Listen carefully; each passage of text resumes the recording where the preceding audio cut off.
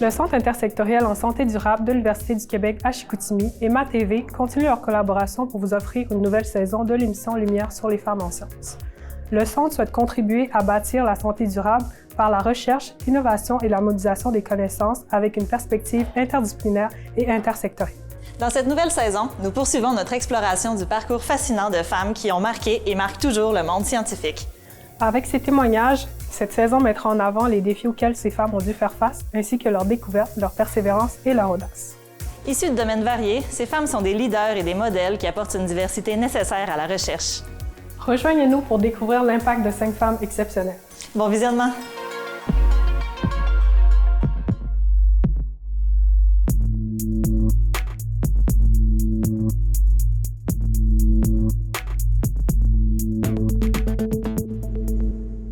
Dans l'épisode d'aujourd'hui, nous vous présenterons le portrait de 2 femmes inspirantes, soit Jane Jacobs et Glory Oguebu. Mais d'abord, nous vous présenterons une entrevue avec Sabrina Tremblay, professeure-chercheuse à l'Université du Québec à Chicoutimi. Aujourd'hui, nous recevons Sabrina, professeure en sciences humaines et sociales de l'Université du Québec à Chicoutimi et coordonnatrice du GRIE. Donc, bonjour Sabrina. Je vous souhaite la bienvenue à cette nouvelle émission de Lumière sur les femmes en sciences. On va commencer avec une question quand même assez générale. Est-ce que vous pourriez nous parler un petit peu de votre parcours au niveau scolaire? J'ai fait le programme Histoire et civilisation au Cégep de Chicoutimi. Alors, l'aspect de, justement, d'où on vient, l'histoire, comment le monde s'est construit m'intéressait tout particulièrement. Ensuite, un baccalauréat en psychologie. J'ai essayé autant que faire se peut d'avoir un profil un peu plus social, donc pas psychologie individuelle, mais plus c'est ça, ce qui se passe, les grands phénomènes sociaux dans les collectivités. Ensuite, un peu peut-être déçue justement de l'aspect un peu trop individualiste de la psychologie. Je me suis envoyée en travail social pour la maîtrise. Alors, à nouveau, à la maîtrise, là, j'ai essayé d'investir un peu plus l'aspect des collectivités, donc un peu l'aspect plus social qu'individuel. Et au courant de mon parcours à la maîtrise, j'ai été amenée à découvrir tout ce qui concerne le territoire, les régions. Alors, j'ai fait un doctorat en développement régional, justement ici à l'Université du Québec à Chicoutimi et partagé également avec l'Université du Québec à Rimouski. Est-ce que vous pourriez nous parler un petit peu des motivations qui vous ont poussé à prendre ce chemin dans la vie? En fait, il n'y en a pas de motivation. Je pense que c'est très peu de personnes ont vraiment un plan décidé de carrière dans la vie. On peut avoir des grandes orientations, mais je pense que c'est pas vrai qu'on dit « je vais partir de tel point, je vais me rendre à tel point ». On saisit des opportunités au cours de notre carrière, au cours des projets dans lesquels on s'investit, des personnes qu'on rencontre et tout ça. Alors, les motivations, mais en fait, j'ai suivi des opportunités qui s'offraient à moi puis qui me semblaient intéressantes. Alors, c'est comme ça que je suis arrivée à ce que je fais aujourd'hui. Qu'est-ce qui vous a mené à choisir une université plus régionale plutôt qu'une grande université? Moi, j'ai compris assez rapidement dans ma vie que la grande ville ne m'intéressait pas, que je n'avais rien à y faire, que je n'y trouverais rien d'intéressant. Alors, c'est pour ça que j'ai décidé volontairement et avec très grand plaisir et sans aucune gêne, parce que parfois, certaines personnes se sentent un peu moins bonnes que d'autres de ne pas aller dans les grandes universités, mais je n'étais pas d'accord avec ça. Alors, pourquoi aller chercher quelque chose ailleurs quand je sais très bien ce que j'ai ici? Alors, c'est un peu ce que j'ai fait. Puis, de toute façon, les programmes me convenaient aussi. Alors, c'est sûr que par avoir eu le programme exact de formation que je voulais, ben là, évidemment, peut-être qu'il y aurait eu d'autres choix à faire, mais en fait, les astres se sont alignés à ce sens-là. Donc, c'est pour ça que je suis restée ici. En tant que femme qui travaille en développement local, est-ce que vous pourriez nous parler des défis que vous avez rencontrés au courant de votre carrière? Comme plusieurs domaines des sciences à l'heure actuelle, puis ça, on s'en rend compte, je pense qu'on constate que la majorité des grandes théories de nos champs disciplinaires respectifs sont essentiellement ou ont été essentiellement rédigées, mises à jour, bon, peu importe, à partir du point de vue d'une société largement basée sur le travail des hommes à l'extérieur de la maison. et du travail des femmes dans le foyer. Alors, c'est sûr qu'on est encore dans une perspective un peu comme ça. Alors, souvent, les grandes théories du développement local ou régional manquent peut-être un peu, justement, de la perspective des femmes, de la contribution des femmes à la science, mais à la société en général. Ceci étant dit, développement local, il y a peut-être, justement, un plus grand intérêt porté, justement, à l'impact des femmes dans leur milieu, dans les collectivités. Fait que ça, je trouvais ça quand même intéressant. Alors, il y a peut-être un peu cet aspect-là, mais j'ai eu, au doctorat, justement, une professeure qui, elle, avait une approche féministe du développement, puis qui nous demandait vraiment, en fait, de faire attention à cet aspect-là et d'intégrer davantage la perspective féministe dans nos lectures, dans notre compréhension, dans nos approches en lien avec les phénomènes qu'on observe. Fait que je trouvais ça quand même intéressant. Là. Enfin, que j'ai eu une bonne mentor à cet effet-là, assez rapidement. Là. Est-ce que vous croyez que, par rapport à ce que vous venez de dire, les hommes ont peut-être un petit peu plus d'avantages dans le milieu des sciences humaines et des sciences sociales? En fait, le domaine des sciences humaines et sociales est traditionnellement beaucoup plus investi par les femmes. Est-ce que les hommes ont eu une plus grande facilité par le passé à réaliser une carrière universitaire? Oui. Maintenant, aujourd'hui, ce qu'on constate, c'est que c'est de moins en moins vrai. De plus en plus d'hommes demandent, en fait, à s'occuper aussi de la famille et donc à travailler un peu moins. Alors, toutes les grandes carrières qu'on a connues, des grands penseurs, des grands professeurs, des grands chercheurs, ça, on va en voir de moins en moins, en fait.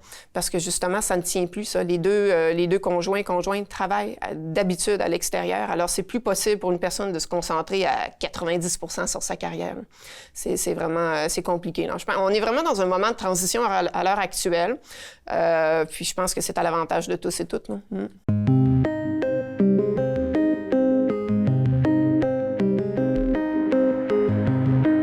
Jane Jacobs, née Botzner, était une journaliste, auteure et militante qui a influencé les études en développement urbain, la sociologie et l'économie. Née en 1916 en Pennsylvanie, elle a montré très tôt une curiosité intellectuelle qui s'exprimait davantage dans ses explorations personnelles que dans les salles de classe. En 1934, elle est déménagée à New York, cette ville l'ayant fascinée lors d'une visite durant sa jeunesse. Elle a occupé plusieurs emplois et passait son temps libre à se renseigner sur ce qui l'entoure. En même temps, elle rédigeait des articles pour divers journaux et magazines.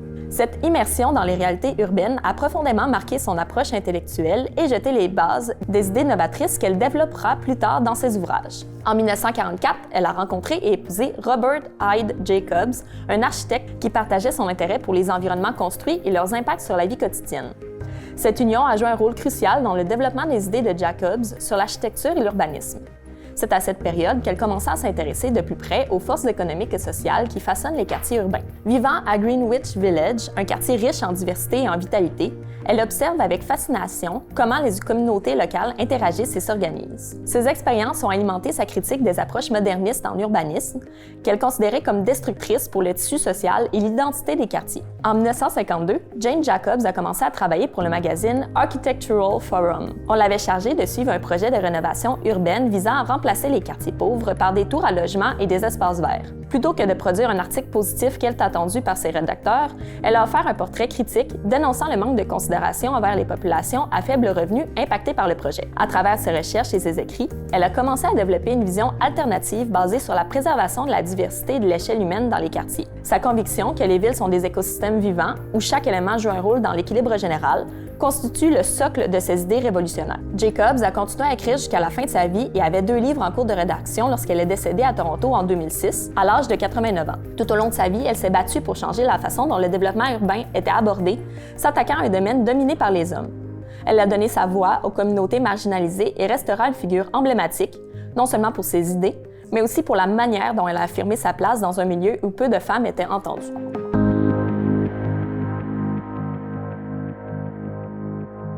Est-ce que vous pourriez nous parler un petit peu du groupe de recherche et d'intervention régionale que vous coordonnez, le GRIR? Alors, le GRIR existe depuis un peu plus de 40 ans. On a fêté les 40 ans là, il y a 2 ans, si je me souviens bien. Le GRIR a été créé à l'origine au département des sciences humaines, avant que ça s'appelle sciences humaines et sociales, par des géographes et sociologues et ce genre de choses-là. Alors, ce qu'ils voulaient voir, en fait, c'était de rassembler des chercheurs, étudiants ou professeurs ou chercheurs d'autres institutions pour justement étudier de façon plus précise des phénomènes régionaux. Particulièrement ici à l'origine au Saguenay-Lac-Saint-Jean, mais quand même, ça s'est étendu un peu partout au Québec en fait. Alors, le GRIR à l'heure actuelle a 2 principaux mandats. On va dire, le premier mandat, c'est celui de faire de l'animation scientifique. Donc, on met sur pied des séminaires, des journées d'études, on fait des conférences aussi, on organise des conférences sur le thème d'un phénomène régional particulier. Donc, on regarde un peu ce qui se fait. On essaie de s'intégrer dans les programmes de formation, parce que nous avons des programmes de formation ici en études et interventions régionales. Le doctorat en développement régional en est un autre. Donc, des études, des programmes de cycle supérieur. Alors ça, c'est intéressant pour justement les étudiants, pour nourrir en fait là, leur connaissance autre que par les cours en lien à ça. Fait que ça, c'est le premier volet. Le deuxième volet, c'est celui de l'édition scientifique. Alors, le GRIR publie depuis un peu plus de 40 ans, justement, là, des volumes, des ouvrages, des monographies, aussi des rapports de recherche en lien avec la recherche qui est faite par ses chercheurs, par ses membres, parfois, occasionnellement, par des groupes externes. Donc, on peut faire ça aussi, là, mais je dirais que c'est surtout les membres qui vont produire les résultats de leur recherche, en fait. Alors, sous forme papier. Un peu moins aujourd'hui, on s'entend qu'on est plus dans le numérique, mais quand même. Alors, ces ouvrages-là, ce service d'édition-là, c'est-à-dire, est offert à très faible coût, honnêtement, comparativement aux grandes maisons d'édition qui existent à l'heure actuelle aujourd'hui. Puis, le résultat est très, très, très professionnel. Honnêtement, ça vaut la peine. Et le GRIR, en fait, ne cherche pas à faire des profits par rapport à ça. En fait, tous les profits qui sont engrangés par la vente des volumes servent finalement à republier les volumes lorsqu'ils sont épuisés. Alors, nous, ce qu'on veut, en fait, c'est diffuser la connaissance sur l'intervention et l'étude régionale. Et ça a un coût intéressant, justement, pour les étudiants, mais on ne cherche pas non plus là, à devenir une entreprise très lucrative là, par rapport à ça. C'est pas notre mandat. Comment les organismes et les chercheurs peuvent-ils mieux collaborer avec les communautés, que ce soit universitaires ou locales, pour permettre justement un peu plus l'avancement dans votre domaine de recherche? En fait, c'est de s'attarder à répondre réellement aux besoins qui émergent du milieu, de ne pas arriver avec ta pensée de toi, que tu sais qu'est-ce que les collectivités ont besoin, mais de vraiment s'arrêter, d'écouter, puis de comprendre quel apport la recherche peut apporter pour leur milieu, pour le développement du milieu. Moi, je parle toujours dans une perspective de développement qui est une perspective parmi tant d'autres pour parler du bien-être puis de la qualité de vie puis de la santé, en fait, là, des personnes. Alors, oui, c'est ça, c'est d'être à l'écoute, de pas arriver avec son grand chapeau d'universitaire. Puis de toute façon, les milieux vont vous le dire assez rapidement qu'ils n'aiment pas ça. Puis à juste titre, d'ailleurs. Alors ça, c'est une chose. Puis aussi de réaliser des travaux. Puis c'est un peu en lien avec ce que je viens de dire, des travaux, des recherches, pas seulement pour ajouter une ligne sur ton CV, mais pour que ça soit réellement utile.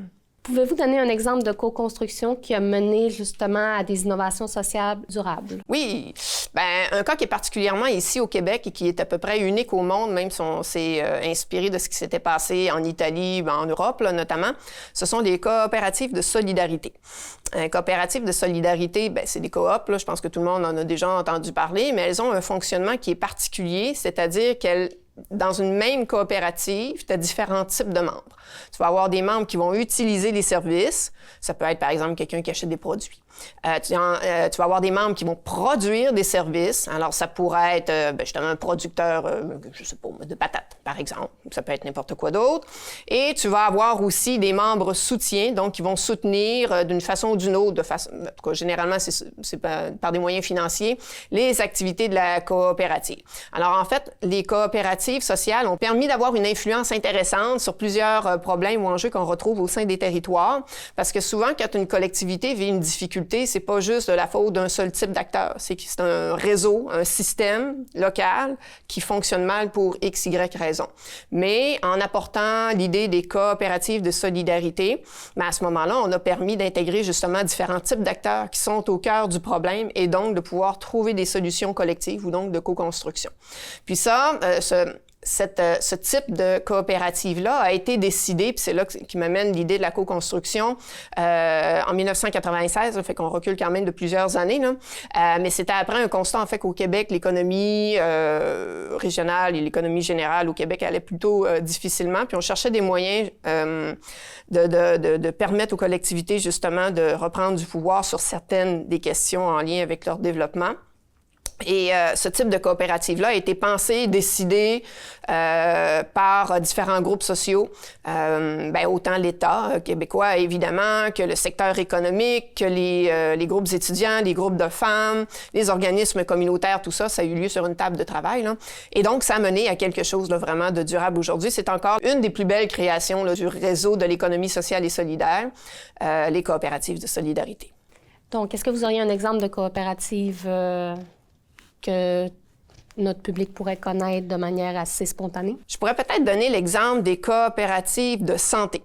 On n'en a pas au Saguenay-Lac-Saint-Jean, il y a eu quelques tentatives, mais certaines personnes en ont déjà probablement entendu parler. Ce qui arrive, c'est que dans plusieurs milieux moins fortement urbanisés, donc ce qu'on va communément appeler la région, mais la région, ça veut rien dire si on s'y attarde. Donc, dans certaines régions, il y a une perte de services de santé, donc les médecins, infirmières, ce genre de choses-là. Et l'État québécois, le ministère de la Santé et des Services sociaux, n'est pas capable de régler le problème pour plusieurs raisons, là. Et donc, il y a certains groupes du milieu qui ont décidé de mettre sur pied une coopérative de santé. Alors, à ce moment-là, tu vas retrouver les 3 types de membres dont je parlais tout à l'heure. Tu vas avoir les producteurs de services, donc les médecins, infirmières, podiatres, kinésios, ça peut être n'importe quoi, là, en fait. On va avoir aussi les membres travailleurs, donc tout le personnel administratif, notamment.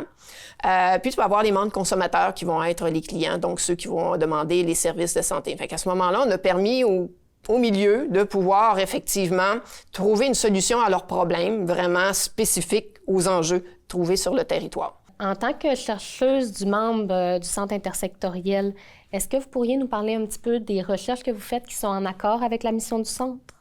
Bien, à l'heure actuelle, je dirais, là, je fais moins de recherches. Je suis plus dans l'administration avec le GRIR, mais aussi avec la direction de l'Observatoire des territoires, l'aménagement, urbanisme et développement, lequel ça me prend beaucoup de temps. Par contre, j'ai investi dernièrement toute la question des initiatives en sécurisation alimentaire. Donc, toutes les petites initiatives qui sont réalisées dans les milieux moins densément urbanisés ou densément habités pour favoriser ou travailler sur l'enjeu de la sécurité alimentaire. Donc, des initiatives qui peuvent ressembler à des cuisines collectives, des jardins collectifs, des forêts nourricières, tout ce qu'on retrouve par rapport au plan de communauté plan de développement des communautés nourricières. C'est pas nous qui le faisons, mais on peut regarder quand même, étudier un peu tout ça. Alors, moi, mon objectif, c'est de voir, en fait, dans quelle mesure ces initiatives-là servent vraiment au développement des petites collectivités. Parce qu'on s'entend que les petites collectivités vont mettre beaucoup d'énergie, beaucoup de leur temps, puis ils n'ont pas beaucoup de ressources. Et souvent, ils font ça dans une perspective d'être plus attirants à l'extérieur et donc d'attirer des personnes pour vivre dans leur milieu. Alors, c'est pas tant l'aspect de la sécurisation alimentaire qui, au final, est premier ou important là-dedans, mais beaucoup plus d'être attirant pour les jeunes familles, notamment. Alors, en ce sens-là, c'est à la fois un projet de développement ou de développement local et un projet qui va travailler effectivement sur la sécurité alimentaire. Alors, on regarde ça un peu, puis on essaie de voir là, dans quelle mesure, quels sont les réels impacts là, ou effets. Impact, c'est peut-être pas le bon terme, parce que ça va être difficile de trouver un lien causal là, direct entre deux phénomènes étudiés, mais les effets là, de ce type d'initiative-là dans les milieux. Là. Selon vous, quel rôle les citoyens peuvent-ils prendre pour essayer de transformer le système alimentaire et les systèmes sociaux? Par l'implication, directement, de pas hésiter à s'impliquer dans leur milieu, parce qu'aujourd'hui, la plupart des personnes vivent beaucoup dans les réseaux sociaux, vivent beaucoup dans le global, hein, dans l'espace un peu plus mondialisé, si on pourrait dire. On est capable d'avoir des contacts avec des personnes un peu partout sur la planète très facilement. On est capable d'acheter des produits qui viennent d'un peu partout. On est capable d'avoir des nouvelles de n'importe quel pays, rapidement. Alors, les gens se sont détachés assez rapidement du local, mais pourtant, leur corps, leurs 2 pieds, est au local. directement sur le plancher. Alors, c'est peut-être de se remettre un peu dans cette perspective-là, qu'on habite d'abord un milieu, un territoire, et puis que c'est là qu'on a plus de pouvoir, en fait, pour changer les choses. Alors, c'est de se remettre peut-être dans cette perspective-là. Est-ce que vous pourriez partager avec nous ce que vous considérez être votre plus grande réussite et votre plus grande fierté, soit dans le domaine de la recherche ou dans le domaine de l'administration? Ma plus grande réussite, bien, j'aime pas parler en ces termes-là. Qu'est-ce qui a été le plus utile, je pense? J'aimerais mieux peut-être parler en ce sens-là. Qu'est-ce que j'ai fait de plus utile pour les collectivités? Bien, j'ai travaillé notamment avec Centraide il y a quelques années de ça au développement de leur politique de développement social. Alors ça, c'est quand même intéressant. Centraide, Saguenay-Lac-Saint-Jean devait la faire, puis ça faisait plusieurs années qu'ils essayaient, bien, c'était difficile, puis c'est compliqué, là, parce qu'en fait, il faut que tu mettes quelqu'un qui pense à ça pendant un certain nombre de temps, puis qui travaille là-dessus. Mais Centraide étant un organisme philanthropique avec essentiellement des bénévoles, c'était difficile pour eux de trouver ça. Alors, on s'est associés là, pour créer cette politique-là. Alors, moi, j'ai trouvé que c'était, en termes d'utilité, là, c'est un bel exemple, en fait, là, de ce qui se fait. Ensuite, toute mon implication au sein des ateliers des savoirs partagés, notamment, on était à Petit-Saguenay, on travaille avec eux pour voir là, qu'est-ce qui peut être fait pour mieux penser, en fait, là, le sort des petites municipalités rurales ou éloignées. Mais ça, c'est des choses qui sont intéressantes. Puis, on travaille pas juste avec Petit-Saguenay, mais on travaille... Petit-Saguenay est en lien avec d'autres collectivités ailleurs au Québec. Alors, on dit savoir partager. Alors, on s'échange justement des informations, des idées, des bons coups, des moins bons coups aussi, parce que ça, c'est important de les nommer, pour voir qu'est-ce qu'on peut faire finalement là, pour améliorer, comme je le disais, le sort de ces petites collectivités-là. Donc ça, c'est deux choses qui sont intéressantes. Sinon, tout le travail qu'on fait à l'heure actuelle au déploiement du réseau des observatoires au Québec. Alors moi, ici, je m'occupe de l'Otero, l'observatoire ici à l'UQAC. C'est quelque chose qui est inédit parce que dans le fait, nous, ce qu'on veut faire, en gros, c'est pas juste aider les MRC à faire à implanter un système de monitorage pour leur territoire, mais bien essayer de réconcilier tout l'aspect de l'aménagement du territoire, donc le plan, et l'aspect du développement, c'est-à-dire comment les gens vivent bien, on l'espère, au sein de leur collectivité. Alors, on travaille beaucoup là, en ce sens-là, puis je trouve que c'est vraiment intéressant, mais c'est effervescent, là, on est en plein là-dedans. Alors, oui, c'est ça. Mais c'est très intéressant, mais ça demande du temps. Si vous aviez apporté un changement significatif dans votre profession, quel aspect choisiriez-vous de modifier et pourquoi? Dire plus souvent non. Ça, c'est un apprentissage. Un apprentissage de vie, mais c'est tellement important, en fait, surtout quand on commence en recherche, on a tendance à vouloir embarquer sur tous les projets qui s'offrent à nous parce qu'on veut faire notre nom, on veut prouver, je sais pas quoi, en fait. Mais assez tôt, on se rend compte que justement, de vouloir toujours prouver quelque chose, mais ça sert à rien. Ce qu'il faut vraiment, moi, je reviens toujours à cette perspective-là, c'est d'être utile. Et de choisir des choses qu'on a envie de faire réellement et non pas... Et ça aussi, j'y reviens là-dessus pour la ligne de CV. Sur le CV, ça c'est pas constructif pour personne. Parce que ça épuise les gens, ça rend les gens malheureux, au final, quand on fait juste des choses qu'on n'aime pas. Puis en plus, c'est pas utile pour personne. Alors, c'est un peu bizarre de fonctionner comme ça. Donc, ouais, c'est ça, apprendre à dire non, puis se focaliser sur les choses qu'on a vraiment envie de faire. Des opportunités, ils s'en présentent toujours. Alors, si on pense là, qu'on dit non parce qu'on n'embarque pas sur tel projet de recherche ou tout ça, puis que c'est la fin de notre carrière, non, pas du tout, ils vont en avoir d'autres. La recherche, c'est excessivement effervescent. Alors, on peut prendre le temps de bien choisir ce qu'on veut faire. Est-ce que vous croyez que les femmes ont un petit peu plus tendance à tout accepter par rapport aux hommes ou... Moi, je pense que le milieu de la recherche est peut-être plus, entre autres, là, il y a d'autres milieux comme ça, mais il est peut-être plus facilitant à cet égard-là, justement, de ne pas dire non, parce que c'est vraiment c'est vraiment un monde qui a été, à l'origine, vraiment créé là-dessus, c'est-à-dire de travailler encore et encore toujours plus. Mais on voit que, finalement, ça ne fonctionne pas, surtout dans les nouvelles configurations actuelles où les deux personnes dans une famille, dans un couple, vont travailler. Est-ce que c'est surtout les femmes, plus les femmes que les hommes? Je sais pas, je suis pas prête à dire ça. Je pense qu'il y a beaucoup aussi là, d'individuels là-dedans, comment on est fait et tout ça.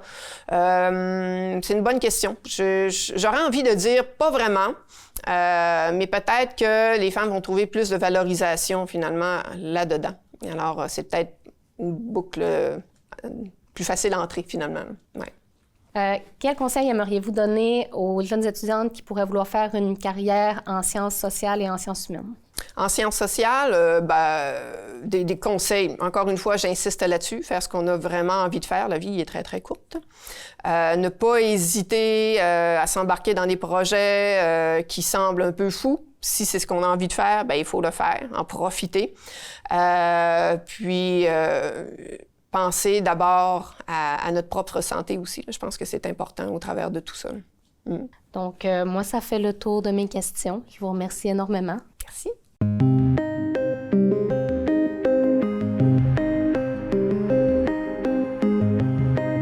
Glory Ogubu est une entrepreneure en développement et une activiste engagée dans la promotion des énergies renouvelables et dans la littérature climatique. À travers des projets d'énergie durable et des initiatives éducatives, elle facilite l'accès à une électricité propre au Nigeria tout en sensibilisant les jeunes à la transition énergétique. Son objectif est de favoriser un monde où la connaissance du climat, l'engagement communautaire et la technologie accélèrent l'adoption d'énergies renouvelables. Possédant une licence en géographie et en aménagement du territoire à l'Université d'État d'Abia, au Nigeria, Ogubu a également poursuivi des études à l'École de commerce de Lagos ainsi qu'à l'Université du Delaware aux États-Unis. Sa passion pour la croissance économique et le développement durable l'a amené à s'impliquer dans un programme de service national de la jeunesse. Son but était de changer la vie de 200 veuves confrontées à la faim et à la pauvreté. C'est dans cette communauté que s'est forgée l'idée qui allait marquer le début de son engagement en faveur des énergies renouvelables. Observant l'abondance du manioc dans les terres agricoles locales, elle réalise que sa transformation pourrait être une source de développement économique. À 23 ans, elle lance un projet d'investissement dans la transformation du manioc à grande échelle. En 2013, Ogubu a fondé Glow Initiative for Economic Empowerment. Depuis, elle se consacre à la production et à la diffusion de ressources éducatives adaptées au contexte africain sur le changement climatique afin de mieux outiller les individus, les gouvernements et les entreprises. Son engagement en faveur des énergies renouvelables et de l'éducation environnementale lui vaut de nombreuses distinctions. Elle reçoit notamment le Nigeria Star Award, décerné par la mission des États-Unis au Nigeria, ainsi que le prix du Young Energy Professional of the Year. Par son travail, Glory Ogubu s'impose comme une figure clé de la transition énergétique au Nigeria. Son influence continue d'inspirer une nouvelle génération d'innovateurs et de leaders engagés pour un avenir durable où l'accès aux énergies propres et la sensibilisation climatique jouent un rôle central dans le développement économique et social.